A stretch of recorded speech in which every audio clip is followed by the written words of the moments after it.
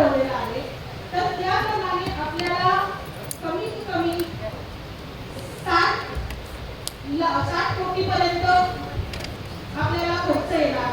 जर आपण PPP वर गेलो तर आपण एक चांगला प्रोजेक्ट पण आपण इथे तयार करू शकतो. एवढा आपल्याला एवढा खर्च येणार आणि याच्यातून आपल्याला लाईट बिल हे फ्री ऑफ कॉस्ट होणार. म्हणजे आपण कमीत कमी 100 ते 120 कोटी रुपये आपण आपले लाईट बिलचे आपण वाचवू शकतो.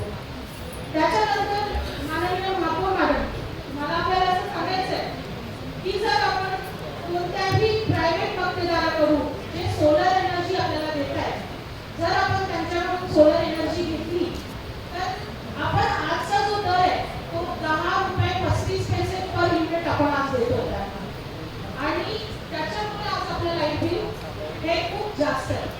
जर आपण सोलार मक्तेदाराकडून जर प्रायव्हेटमध्ये पण आपण परचेस केलं तर आपल्याला ते 6 ते 7 रुपये एवढंच भेटणार.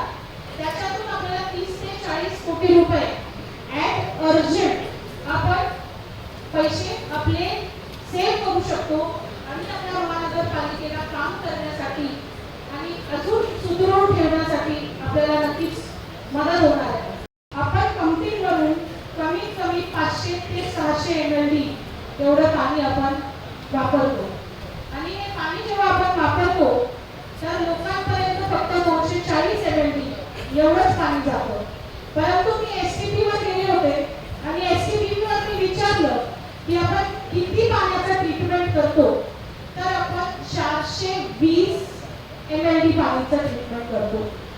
तर माननीय आयुक्त मॅडम आणि माननीय महापौर मॅडम, मला हे सांगायचं आहे की जर आपण 240 ml पाणी लोकांपर्यंत पोहोचवतो तर 220 ml पाणी एक्स्ट्रा कुठून येत आहे ट्रीटमेंटमध्ये, ही खूप गरजेची गोष्ट आहे. त्याच्यावर आपण लक्ष घालायला पाहिजे.